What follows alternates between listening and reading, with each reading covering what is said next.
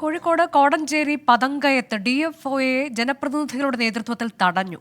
പുലിശല്യം രൂക്ഷമായ മേഖലയിൽ കൂട് സ്ഥാപിക്കണമെന്നാവശ്യപ്പെട്ടാണ് പ്രതിഷേധം. ഷഹദ് റഹ്മാൻ വിവരങ്ങളുമായി. ഷഹദ്, കൂട് സ്ഥാപിക്കാനുള്ള അധികാരം തനിക്കില്ല എന്ന് DFO വ്യക്തമാക്കുമ്പോൾ എന്താണ് പ്രതിഷേധക്കാരുടെ നിലപാട്? പ്രതിഷേധം തുടരുകയാണോ?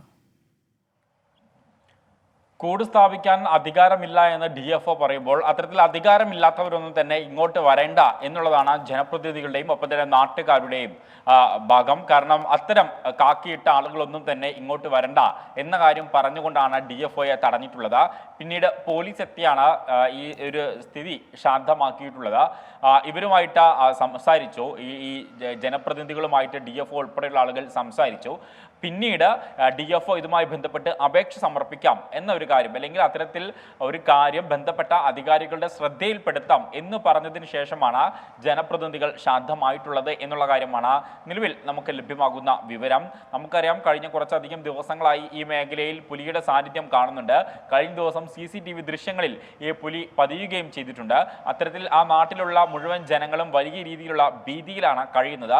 ആ ഘട്ടത്തിലാണ് DFO ഉൾപ്പെടെയുള്ള ആളുകൾ ഈ സംഭവ സ്ഥലത്തേക്ക് പോകുന്നത്. അപ്പോൾ പ്രധാനമായിട്ടും നാട്ടുകാരെ സംബന്ധിച്ചിടത്തോളം അവർ അവരുടെ ആവശ്യമാണ് മുന്നോട്ട് വെക്കുന്നത്. എന്നാൽ നിസ്സഹായനായ DFO അക്കാര്യം അവരെ അറിയിച്ചു. പിന്നീട് ചർച്ച ചെയ്ത് ഈ വിഷയത്തിൽ ഒരു പരിഹാരം കണ്ടെത്തിയിട്ടുണ്ട്. അനുജ.